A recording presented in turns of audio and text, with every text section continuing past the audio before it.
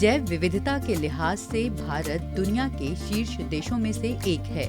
हिमालयी राज्य उत्तराखंड जैव विविधता का एक महत्वपूर्ण हॉटस्पॉट है। यहाँ हिम तेंदुए से लेकर बाघ, हाथी, कस्तूरी मृग, मोनाल समेत कई दुर्लभ और सामान्य वन्यजीवों की मौजूदगी है। 70% से अधिक वन भूभाग वाले उत्तराखंड में मानव वन्यजीव का आमना सामना तय है, क्योंकि जंगल और गांव दोनों की सीमाएं साझी हैं। कभी जंगल से भोजन की तलाश में निकलकर वन्यजीव गांव की ओर आते हैं, तो गांव के लोग चारे, लकड़ी जैसी रोजमर्रा की जरूरतों के लिए जंगल की तरफ जाते हैं।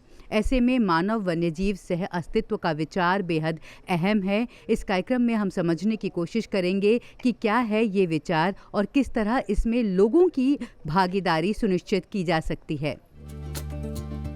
उत्तराखंड के गांव और जंगलों की सीमाएं साझी हैं। इसी साझी जगह में इंसान और वन्यजीव सदियों से एक दूसरे के साथ रहते आ रहे हैं। इसी दौरान कई बार संघर्ष की स्थिति भी बनती है। इसी संघर्ष को सह अस्तित्व की भावना से जोड़ने का प्रयास किया जा रहा है। सह अस्तित्व की इस भावना का उद्देश्य वन्यजीव संरक्षण को बढ़ावा देना है। इसमें हमारा ही फायदा है। ह्यूमन वाइल्ड लाइफ को एग्जिस्टेंस का मतलब है वो हम जानवर के साथ, वाइल्ड जानवर के साथ हमको मिलके रहना है। लेकिन ये मुश्किल है। फील्ड में हम जाएगा तो it is very very difficult to be with the animals. For example एक स्नेक होगा तो हमारा घर पे स्नेक होगा तो हम बोलेंगे वो उनके साथ रखना है। लेकिन वो लोग का ये तो बहुत चैलेंजिंग टास्क है। वो स्नेक भी रहेगा, हम भी कैसे सोएगा उसी जगह पे। It will be very very difficult task, but the government is planning for the harmonious को एग्जिस्टेंस। इसका मतलब है the people whomsoever is living along the fringe area of the forest, the human settlement, they are accessing the resources from the forest. उनके वो उसमें forest में भी क्या क्या मिलेगा सब कुछ उनको वो उनका लाइवलीहुड में हेल्प करेगा। उसके बाद वो जानवर भी होगा ज़रूर। Without animals that particular landscape won't exist. If the humans thinking that animal का रहने का ज़रूरत नहीं है, मतलब 1-2 साल ऐसे चलेगा। Without the animals the human can not live. So हमको वो जानवर के साथ रहना पड़ेगा। हमको कितना राइट है वो जानवर को भी, सभी जानवर का, वो छोटा कीड़ा भी होगा तो भी जी, वो टाइगर, एलिफेंट, सब कुछ एनीथिंग होगा तो भी इक्वल राइट वो दुनिया में जीने के लिए है। इसलिए हमको वो जानवर को भी हमको रिस्पेक्ट देना पड़ेगा। लेकिन we have to have a priority for the human safety measures. उसके लिए गवर्नमेंट बहुत ज़्यादा इन्वेस्टमेंट कर रहा है, वो अवेयरनेस कर रहा है। वो जानवर के साथ वो सेम जगह पे होगा तो हम कैसे with the animal, how we can live with the animals, that they are planning. So we have to live with the animal in a harmonious way and also the sustainable way, so that it can be benefit for the human and animals. इसे जो लागू करना है या लोगों के बीच ले जाना है, वो प्रोसेस क्या होगा कि किस तरह हम लोगों को समझा सकेंगे कि ये संरक्षण के लिए, कंजर्वेशन के लिए ज़रूरी है कि हम ह्यूमन वाइल्ड लाइफ साथ साथ रहें। It is not a new phenomenon. Human wild life conflict ये नया चीज़ नहीं है। हमारा ह्यूमन एवोल्यूशन कब तक शुरू होगा ना, उसी समय से प्रॉब्लम है। लेकिन वो हमारा टॉलरेंस लेवल बहुत कम हो गया है। हम सब लोग को पता नहीं है हम फॉरेस्ट से हमको क्या क्या मिल रहा है। So that we have to create a awareness to each and every people. They should know what are all the benefits they are getting from the forest. So if they don't know, then they will think that each and every animals वो forest department का है, वो government का है। नहीं है। It is not only with the forest department, it is not only with the government. This is the public property, and this is each and every human responsibility to save the animals. It is not for benefit of the animals, it is benefit for us human beings. How? कैसे? So for example, ecological balance हम बोलते हैं scientific terminology में। I can give you one example. For honey bee एक छोटा कीड़ा है। Honey bee को हम सोचेंगे वो हमको क्या फ़ायदा है, हम तो हनी हार्वेस्ट करते हैं, उसके अलावा क्या फ़ायदा है. So it is going and helping for the male and female reproduction. Plants में फ्लावरिंग होता है उस समय, तो वो मेल फ्लावर में भी ये जाता है, फीमेल फ्लावर भी जाता है, उसका वो मेल से फीमेल वो क्या है रिप्रोडक्शन में वो मदद कर रहा है. इफ सपोज 1-2 साल के लिए वो हनी भी बिल्कुल नहीं है, we will not get any type of fruit. वो आर्टिफिशियली हम नहीं कर सकते. हम कितना प्लांट को हम आर्टिफिशियली हम कर सकते हैं. पूरा हमारा पास बहुत बड़ा फॉरेस्ट है. ऐसे ईच एंड एवरी एनिमल का रोल है. हमारा पास बहुत 10% भी नहीं है वो क्या role each animals are doing it. 90% का हमको स्टडी नहीं किया है, सो हमको पता ही नहीं है. पता नहीं मतलब इसके पास रोल नहीं है, ऐसे नहीं है. So that first of all we have to understand that what is the role of each and every animals that they are doing in the forest. Uttarakhand climate diversity के लिए भी बेहद समृद्ध है. यहाँ पहाड़ से मैदान तक अलग अलग वातावरण में अलग अलग वन्य जीवों का निवास है.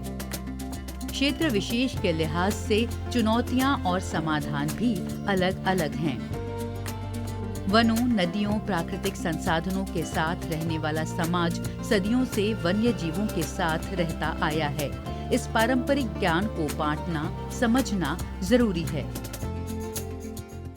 उत्तराखंड की अगर हम बात करें तो यहाँ अलग अलग जो इलाके हैं, जैसे पौड़ी, अल्मोड़ा, टिहरी जैसे ज़िले हैं जहाँ लेपर्ड साइटिंग ज़्यादा होती है. स्नो लेपर्ड वाले एरिया हैं, टाइगर एरियाज़ हैं, एलिफेंट को लेकर एरियाज़ हैं. तो ये जो बात हम कर रहे हैं सह अस्तित्व की, को एग्जिस्टेंस की, इन क्षेत्र को ध्यान में रखकर क्या कुछ करना चाहिए जिससे कि लोग वाइल्ड लाइफ के साथ एक शांतिपूर्ण माहौल में रह सकें. अभी जो प्रॉब्लम आपको नज़र में आ रहा है, ये कुछ इलाका में वहाँ जो वाइल्ड लाइफ पॉपुलेशन का पॉपुलेशन बढ़ गया है और जो लोगों का भी जो इंटरफेस ज़्यादा हो गया है. अगर वो पूरा स्टेट के पर्सपेक्ट में देखेंगे, ये इशू हर जगह पे नहीं है, कुछ जगह पे है. सो हमको 2-3 चीज़ देखना होगा, क्योंकि लोगों को पता है क्या करना है, लेकिन आजकल का जनरेशन का कुछ अवेयरनेस के लेकर इश्यूज़ हैं. अगर पुराना लोगों को देखेंगे, उनको पता है कैसे कोएक्सिस्ट करना है. इनफैक्ट वाइल्ड लाइफ और ह्यूमन कोएक्सिस्टेंस के लिए एक ही चीज़ बहुत इंपॉर्टेंट होता है, जिसको वो नॉलेज हो, एबिलिटी टू कोएक्सिस्ट. जैसे कहते हैं ना, आप कोई भी चीज़ को सक्सेसफुल होने में आपका नेगोशिएशन कैपेबिलिटीज़ कितना है, ये चीज़ वाइल्ड लाइफ में भी अप्लाई होता है. सो जानवर जो मैच्योर, जो जानवर कुछ इलाका का जानता है, वो पता है वो लोग कहाँ आएंगे, उसके हिसाब से अवॉइड करता है. जैसे गांव वाले जो पुराना लोग हैं, जिसको जंगल में रहते हैं, उनको पता है कौन से एरिया में कौन से समय में क्या आता है, वो नेगोशिएट करता है. अब ज़रूरत आती है लोगों का, जो नया जनरेशन है, उसके वजह से ये पूरा प्रॉब्लम ज़्यादा दिख रहा है. हाँ, हम लोगों को कैसे बताएं कि जो वाइल्ड लाइफ है वो उनके लिए ज़रूरी है, मतलब ये जो मैसेज है वो क्यों ज़रूरी है, वो इसे कैसे समझें. हाँ, ये चीज़ बता रहा था, जो कॉन्जर्वेशन का कम्युनिकेशन, जैसे आप मीडिया और हम लोग हैं और स्कूल में थोड़ा नैरेटिव के चेंज बताना पड़ेगा. इसलिए कैसे करना पड़ेगा, जैसे बताइए, कहीं भी एरिया में आजकल जो इकोसिस्टम सर्विसेज को लोग बात करते हैं, जैसे फूड प्रोडक्शन को, पॉलिनेशन को लेकर, ये तो सबको पता है. अगर जानवर और बर्ड्स, इंसेक्ट्स नहीं हैं, ये फूड प्रोडक्ट पे कम होगा. लेकिन वो जंगल में कैसे हमको डील करना है, बेसिकली वो स्किल का डेवलप करना बहुत ज़रूरी है. जानना एक चीज़ है, टाइगर, लेपर्ड, हाथी, इसके बारे में जानना एक चीज़ है, लेकिन जंगल में वो जानवर में कैसे करना, पहले तो चीज़ में लोगों का, मैं कहूँगा, वो डर पहले हटाना चाहिए.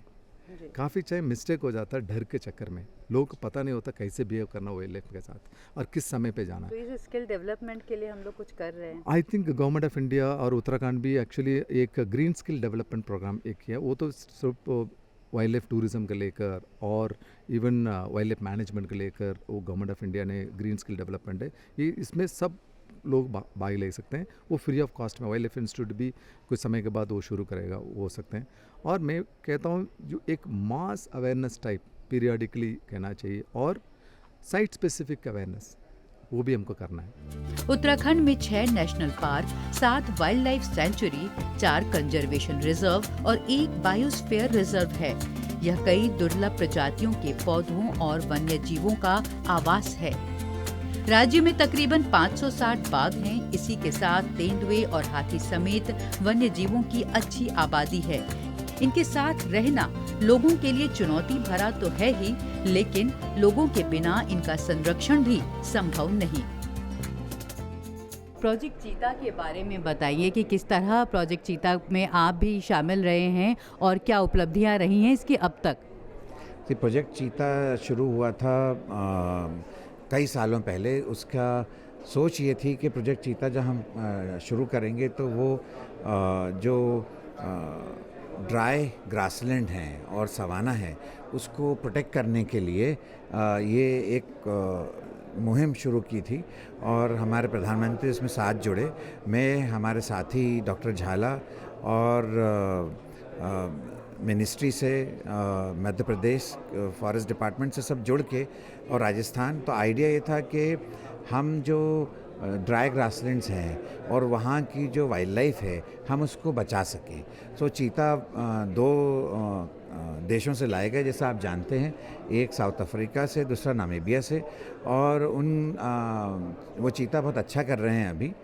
ये शुरुआती दौर है और ये दुनिया में पहला ऐसा कार्यक्रम है जहाँ एक बहुत दूर दूसरे कॉन्टिनेंट से इस जगह चीता लाए गए। तो हमारा ये मानना है चीता की जो कहानी है अभी वो तो शुरू हुई है और वो बहुत अच्छा कर रहे हैं। अभी तकरीबन 12 बच्चे हैं, 3 मादाओं ने जन्म दिया है बच्चों को। वो बच्चे भी बहुत अच्छी तरह से कर रहे हैं। तो क्या ऐसा है कि उत्तराखंड में जो वन्य जीव हैं, चाहे बाघ हों या तेंदुओं की अगर हम बात करें, वो उत्तराखंड के जो वनों की कैरिंग कैपेसिटी है, वहनीय क्षमता है, उससे अधिक हैं? देखिए, अगर आप बात करें कॉर्बेट टाइगर रिजर्व या राया जी की, तो कॉर्बेट में बाघों की संख्या तो अपने कैरिंग कैपेसिटी के आसपास पहुंच चुकी है। और उसके बाहर के जो जंगल हैं उत्तराखंड में, वहाँ पर भी बाघों की संख्या बहुत अच्छी है। बल्कि बहुत से जो दूसरी जगह के टाइगर रिजर्व हैं वहाँ से ज़्यादा जनसंख्या बाघों की उत्तराखंड में है। तो उत्तराखंड के जो बाघ कॉर्बेट और राया जी के बाहर के इलाका, ज़्यादातर हरिद्वार के तरफ का इलाका और कॉर्बेट का इलाका, वहाँ बाघों की जनसंख्या तकरीबन कैरिंग कैपेसिटी पहुँच चुकी है। तो बाघों को यहाँ से बाहर तो निकलना ही है, वो बाहर निकल के अपने इलाके ढूंढते हैं। और दूसरी वजह ये भी है, लोग ये समझते हैं कि सिर्फ जनसंख्या बढ़ गई है इसलिए बाघ बाहर जाएंगे, ऐसा ज़रूरी नहीं है। बाघों की जो बिहेवियर है वो ऐसा है कि जब माँ के साथ बच्चे जवान हो जाते हैं तो अमूमन जो मेल होते हैं, नर, वो अपना जंगल छोड़ के नए जंगल की तलाश में जाते हैं और जो बेटियां होती हैं वो माँ के पास रहती हैं। अगर जगह हो एकदम पास, या जगह इतनी नहीं हो तो थोड़ा पास में रहती हैं। तो जो फीमेल हैं या मादाएं हैं वो ज़्यादा दूर तक नहीं जाती, पर नर ज़्यादा दूर तक जाते हैं। ये एक इवोल्यूशनरी अडेप्टेशन है, चाहे वो बाघ हो चाहे वो गुलदार हो, दोनों में। तो ज़रूरी नहीं कि अगर जंगल भर गया तो इसी वजह से ये गुलदार और बाघ बाहर जाएंगे। उसका एक बिहेवियरल रिक्वायरमेंट है जिसकी वजह से वो बाहर जाते हैं। और लोगों को भी मतलब लोगों को अपने व्यवहार में क्या बदलाव लाने की ज़रूरत है? लोगों में अपने व्यवहार में एक तो सामूहिक तौर पे चलें, बच्चों को अकेला ना छोड़ें। जो कि अगर आप देखें, जो लोग जंगल या उन गाँव में रहते हैं जहाँ जंगल के चारों तरफ जंगल है, उनका रहन सहन, जो वो गांव जिनका शहरीकरण सा हो गया है, बहुत अलग है। तो ये ज़रूरी है कि वन विभाग और वहाँ के लोग गांव के आपस में मिलकर ये तय करें और ट्रेनिंग करें कि हमें जंगली जानवरों के साथ कैसे रहना है। वन्य जीवों की सुरक्षा और संघर्ष की स्थिति से बचाव के लिए जरूरी है कि उनकी आवाजाही के रास्ते और प्राकृतिक आवास में कोई दखलंदाजी ना हो। तो सबसे इम्पॉर्टेंट है हमारे एनिमल कॉरिडोर, जैसे आपने बताया कि बहुत क्रिटिकल है, बिकॉज हमारे एनिमल्स को एक प्रोटेक्टेड एरिया से दूसरे प्रोटेक्टेड एरिया जाना ही है। जैसे अभी हमने तरा यारक में करीबन 35 कॉरिडोर्स आइडेंटिफाई किए हैं। अभी हम ये आइडेंटिफाई कर रहे हैं कि इन 35 कॉरिडोर्स में रेलवे लाइन, रोड, कैनाल है क्या, बिकॉज़ ये सब चीज़ें, रोड, रेलवे लाइन, कैनाल, अगर जानवर जा रहे हैं तो उनके जाने में थोड़ा वो हिंड्रेंस पैदा करते हैं। तो अगर उन कॉरिडोर्स में ये सब चीज़ें हैं तो उनको हम कैसे मिटिगेट करेंगे। तो एक ये सोच रहे हैं। दूसरा सोच रहे हैं कि अगर उन कॉरिडोर्स में कभी कभी हम कहते हैं कि कॉरिडोर में बोटल नेक है। बोटल नेक का मतलब क्या है कि वहाँ से जानवर अगर जाएगा तो कॉन्फ्लिक्ट हो सकता है। तो उन एरियाज़ को हम कैसे आइडेंटिफाई करें और फिर उन एरियाज़ में फॉरेस्ट डिपार्टमेंट के साथ मिलके कैसे हम ये करें कि उन एरियाज़ को हम रिकवर कैसे करें, रेस्टोरेशन कैसे करेंगे। और अगर उन एरियाज़ में गांव वाले रहें तो गांव वालों के साथ कैसे मिल के काम करें ताकि वो गांव वाले भी रहें और वो जानवरों का आना जाना भी जो एक जगह से दूसरे जगह पे है वो रहे। और बहुत क्रिटिकल है कि अगर हम कॉरिडोर्स को मेंटेन ना करेंगे हमारा कॉन्फ्लिक्ट बढ़ता रहेगा। और नॉट खाली कि कॉन्फ्लिक्ट की बात भी नहीं है, और हमारा जो पॉपुलेशंस भी जो है जैसे हाथी है, टाइगर है, लेपर्ड्स है, जो लॉन्ग रेंजिंग एनिमल्स है जो बहुत दूर जाते हैं तो वो भी कम होते जाएंगे। तो बहुत क्रिटिकल है इस चीज़ को सोचना। और यही है कि लोगों को, डिपार्टमेंट को और मैं और जो रिसर्चर्स है जो उस दिशा में काम करते हैं सबको मिलके काम करना है और उन चीज़ों को अच्छे से समझना है। तो जैसे अभी आप तराई क्षेत्र की बात कर रहे थे जहाँ पर हाथियों की तादाद ज़्यादा है, तो हाथी जैसे जानवर के साथ जो हम ये सह अस्तित्व की बात कर रहे हैं वो किस तरह से कायम किया जा सकता है? लोगों को क्या कुछ समझना, वो क्या बातें हैं जो समझना ज़रूरी है? तो सबसे इम्पॉर्टेंट ये समझना है कि अगर आप देखेंगे हमने अभी 3 स्टेट्स में किया, सबसे ज़्यादा डेथ्स जो ह्यूमंस की हुई है वो बरसात में हुई है। अब बरसात के मौसम में क्यों होती है ह्यूमन डेथ्स? बरसात के मौसम में इस वजह से ह्यूमन डेथ्स होती है कि कावर बहुत ज़्यादा होता है। ठीक है, आपको भी दूर से हाथी नहीं दिखता है तो हाथी को भी आपको दूर से नहीं, आप नहीं दिखते, तो आप बहुत करीब हो जाते हैं। फिर जब करीब आप पहुंच जाते हैं तो आप दौड़ नहीं पाते।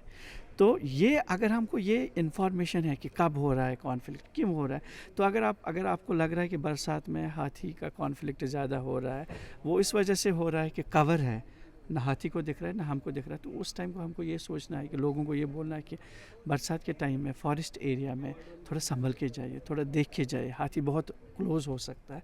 तो अगर हम ये इन्फॉर्मेशन लाएँ और फिर देखें क्या रीज़न्स हैं, उसके बाद हम कॉन्फ्लिक्ट को कम कर सकते हैं। जलवायु परिवर्तन, तापमान बढ़ना, बर्फबारी कम होना, वनों की आग, पानी के स्रोतों का कम होना, ये परिस्थितियां कई बार वन्य जीवों के प्राकृतिक आवास को नुकसान पहुंचाती हैं और वे भोजन की तलाश में रिहायशी इलाकों की ओर आते हैं। तो कई बार लोग भी वन्य जीवों को अपनी ओर आकर्षित करते हैं। आपका हिम तेंदुए, स्नो लेपर्ड्स को लेकर बहुत सारा काम है और वहाँ पर भी लोगों की इन्वॉल्वमेंट होती है, भागीदारी होती है। तो स्नो लेपर्ड्स को लेकर उत्तराखंड में भी बड़ी अच्छी स्थिति है, नंबर्स भी बढ़े हैं। तो यहाँ पर किस तरह से क्या कुछ उपलब्धियाँ दिखाई देती हैं? देखिए, हिम तेंदुआ जो स्नो लेपर्ड हैं वो 3000 मीटर के ऊपर की क्षेत्र में ही पाए जाते हैं और इन्हीं क्षेत्रों में हमारा ग्लेशियर्स और बुग्यालें हैं और इन्हीं से हमारे नदी सब पहुँचते हैं। और इकोसिस्टम सर्विस ये हाई एल्टीट्यूड हिमालय का बहुत महत्वपूर्ण है। स्नो लेपर्ड को देखना बहुत कठिन है, बट वहाँ जो लोग रहते हैं जैसे पर्टिकुलरली हर्डर्स जो बकरी भेड़ को ले जाते हैं या कुछ लोग जो मेडिसिनल प्लांट कलेक्शन के लिए जाते हैं, हमारा पैरामिलिट्री फोर्सेस जो वहाँ तैनात हैं, वो इन लोगों का जो ऑब्जर्वेशंस है और हमारे शोधकर्ता लोग इन जगहों पे हम लोग कैमरा ट्रैप्स लगाए हैं। सो इसको हम लोग ने 2 स्टेप में किया है ऑल ओवर इंडिया 3000 मीटर के ऊपर। तो जम्मू कश्मीर, लद्दाख, हिमाचल प्रदेश, उत्तराखंड, सिक्किम और अरुणाचल प्रदेश, इसमें भारतीय वन्य जीव संस्थान के अलावा WWF और नेचर कंजर्वेशन फाउंडेशन भी मेंबर्स थे और ministry of environment forest was overall coordinator. तो हम लोग ने पहले एक स्टेप में स्नो लेपर्ड का उपस्थिति ना उपस्थिति के बारे में थोड़ा सा इन्फॉर्मेशन इकट्ठा किया। फिर वहाँ जो उनका प्रे है जैसे बरल या कसूरी मृग, इनका जनसंख्या के बारे में थोड़ा सा इन्फॉर्मेशन ले लिया है और फिर हमने 500 से 600 स्क्वायर किलोमीटर में सेकेंड स्टेप में कैमरा ट्रैपिंग किया है। तो उस बेसिस पे हमने इस साल आंकड़े निकाले। इंडिया में 718 स्नो लेपर्ड्स है और उत्तराखंड में तो हमारा 121 स्नो लेपर्ड्स हैं। ये अच्छे नंबर्स हैं। लद्दाख सबसे ज़्यादा स्नो लेपर्ड्स हैं। बट ये वाला एरियाज़ में जो हमारा बॉर्डर क्षेत्र में जो विलेजेस हैं, उन लोग वहीं स्नो लेपर्ड एरिया में ही रहते हैं और उनका स्नो लेपर्ड कंजर्वेशन में और उसका हैबिटेट प्रोटेक्शन में बहुत रोल है। सिमिलरली हमारा ITBP आर्मी जो बॉर्डर एरियाज़ में, उनका भी बहुत ज़्यादा रोल होता है। तो जलवायु परिवर्तन का असर वन्य जीवों पर किस तरह से है? हाँ, उसके लिए हम लोग अभी DST national mission for sustaining Himalayan ecosystem में एक बहुत बड़ा प्रोजेक्ट कर रहे हैं। ये सेकेंड फेज़ चल रहा है, 2015 से हमने किया है। सबसे पहले सारे जो जानवर हैं उनमें से हम लोगों ने बेसलाइन डेटा डेवलप किया है और उनमें से कुछ जानवर हैं जो सेंसिटिव हैं क्लाइमेट चेंज के लिए। इसको हम लोगों ने आइडेंटिफाई कर लिया है और इन सेंसिटिव स्पीशीज़ कहाँ अभी पाए जाते हैं और भविष्य में जो IPCC का क्लाइमेट मॉडल्स हैं 2030 में क्या होगा, 2050, 2070 या 2100 में क्या होगा, इन मॉडलों को आज की जो डिस्ट्रीब्यूशन है उसको हम यूज़ करते हुए V model the future prediction. आज यहाँ है 2050 में कहाँ पाए जाएंगे और 2100 में कहाँ पाए जाएंगे। इसको बोलते हैं फ्यूचर रेफ्यूजिया। फ्यूचर में इन क्षेत्रों को या तो जानवर ऊपर को जाएंगे या लेटरली जाएंगे। ये रिफ्यूज हैबिटेट्स को हम लोगों को ना आइडेंटिफाई कर रहे हैं और आइडेंटिफाई करके हम, अगर वो नेशनल पार्क के अंदर ही है तो कोई प्रॉब्लम नहीं है, अगर वो बाहर है तो उसको हम नेशनल पार्क के अंदर और प्रोटेक्शन के लिए हम गवर्नमेंट को रिकमेंडेशन करेंगे। विशेषज्ञ मानते हैं कि वनों के साथ लोगों का रिश्ता मजबूत बनाने की जरूरत है। स्थानीय लोग इसके संरक्षक हैं और उनकी आजीविका को भी इससे जोड़ना होगा। देखिए, पहला तो हमको ये मान के चलना पड़ेगा कि अगर हमारे पास जो स्थानीय समुदाय हैं उनकी भागीदारी नहीं है तो हम किसी भी प्रकार का संरक्षण लॉन्ग टर्म में नहीं कर सकते। दूसरी बात यह है कि सह अस्तित्व और को एग्जिस्टेंस की जो हम बात कर रहे हैं वो आज के दिन बहुत आवश्यक है, क्योंकि जो दूरी थी मानवों में और वन्य प्राणी में वो धीरे धीरे कम होती जा रही है। जंगल कम होते जा रहे हैं, हम लोग जंगल की तरफ विकास के कुछ नए आयाम खुल रहे हैं और लोग धीरे धीरे उन क्षेत्रों में भी जा रहे हैं जो कि इससे पहले सिर्फ वन्य प्राणियों के लिए थे। तो इसलिए जो आपस का द्वंद्व है मानव और वन्य जीवों में वो बढ़ भी रहा है और एक वो सबसे बड़ी चुनौती है आज के दिन जो है वन्य जीव संरक्षण में। और इसके लिए देखिए, ये कह पाना कि इसका कोई समाधान है तो बहुत मुश्किल है।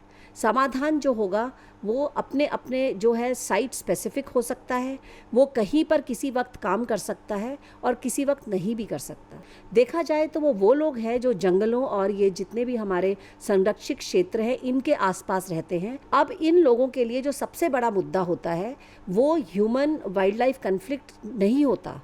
उनके लिए सबसे बड़ा मुद्दा होता है कि अपनी जीविका का ज्ञापन कैसे करना है, अपने रोज़मर्रा की आवश्यकताओं को, अपने भविष्य को कैसे संवारना है, किस तरह से अपनी ज़रूरतों को पूरा करना है। और इन्हीं मुसीबतों के साथ जुड़ जाता है उनका जो मानव और वन्य जीव आपस का जो द्वंद्व है वो जुड़ जाता है। तो सिचुएशन जो है वो बहुत ही चुनौतीपूर्ण बन जाती है। तो इसमें सबसे बड़ी चीज़ है कि पहले तो हमें समझना होगा कि जो स्थानीय समुदाय हैं वो क्या है, कौन लोग हैं, उनका रहन सहन का तरीका क्या है, उनका लैंड यूज़ क्या है। मतलब ये हुआ कि हमको आजीविका से जोड़ना है संरक्षण की प्रक्रिया को। बिल्कुल, क्योंकि ये सब जो अल्टीमेट है ना, ये कॉस्ट एंड बेनिफिट है। तो आज जो कॉस्ट है, जो इसकी लागत है संरक्षण की, वो चुका रहे हैं ये गरीब लोग, इन क्षेत्रों के आसपास रहने वाले, जबकि इसका जो लाभ है संरक्षण का वो पूरा समाज उठा रहा है। तो ये जो डिस्क्रिपेंसी है जिसको कि हम मार्केट फेलियर कहते हैं, इससे हमें निकलना है। और इससे निकलने का तरीका यही है कि हम इन लोगों को प्रोफेशनल रूप से कंजर्वेशनिस्ट माने, संरक्षक माने, इनको हम गरीब ग्रामीण या गरीब जनजाति को ना माने। ये उनको अच्छी तरह से उनके अंदर जागरूकता पैदा करी जाए, उनकी जो है क्षमता का विकास करा जाए और फिर उनको मोटिवेट करा जाए और उसके लिए उनको पे करा जाए। अगर आप ये सोच रहे हैं कि एक छोटी सी स्कीम के तहत एक छोटा सा हम उनको कोई रिटर्न दे देंगे और वो संरक्षण करेंगे, तो ये तो बहुत गलतफहमी है और हम कई सालों से करते भी आए हैं और इसके हमें कोई बहुत रिजल्ट्स नहीं मिले। तो जब हम उनको एक प्रोफेशनल कंजर्वेशनिस्ट की तरह ट्रीट करेंगे तो वो उनका व्यवसाय बनेगा। और व्यवसाय के साथ जुड़ी हुई जो कॉस्ट होती है, चाहे वो ह्यूमन वाइल्ड लाइफ कन्फ्लिक्ट के तौर पर हो, चाहे वो खेती का नुकसान हो, चाहे वो उनकी जो प्रॉपर्टी है उसका तोड़ फोड़ हो, उसको वो झेलने के काबिल बनेंगे और उस कॉस्ट को बियर भी करेंगे। लेकिन जो उनका लाभ है वो उसी प्रपोर्शन में होना चाहिए। बेनिफिट और कॉस्ट का जो है ना, हर प्रत्येक व्यक्ति एक इकोनॉमिस्ट है, वो अपने बेनिफिट और कॉस्ट को अच्छी तरह देख सकता है। लेकिन इसमें एक अंडरलाइन केवेट ये है कि लॉस ऑफ ह्यूमन लाइफ का उसका कोई समाधान तो किसी के पास भी नहीं है। उसको हमें प्रिवेंट करना है। और उसका तरीका यही है कि हम लोगों को जो भी वहाँ पे वन्य जीव है, जो इस तरह के जो किस्से हो रहे हैं उनके बारे में बताएं, उनके हैबिट्स के बारे में जागरूक करें, और किसी भी तरह के चाहे फिजिकल बैरियर, चाहे वो जागरूकता के बैरियर हो, सोशल बैरियर क्रिएट करें कि इस तरह का लॉस ऑफ लाइफ जो है उसको हमें रोकना है। मानव वन्यजीव सह अस्तित्व के लिए जरूरी है कि संघर्ष से जुड़ी स्थितियों से बचा जाए। जागरूकता से लेकर किसी घटना की स्थिति में रिस्पॉन्स तक वन विभाग लोगों के साथ खड़ा हो। फॉरेस्ट डिपार्टमेंट लोगों को गाँव के बीच में जाकर के खास तौर पर जागरूक करने के लिए, अवेयर करने के लिए किस तरह की गतिविधियां आयोजित करता है?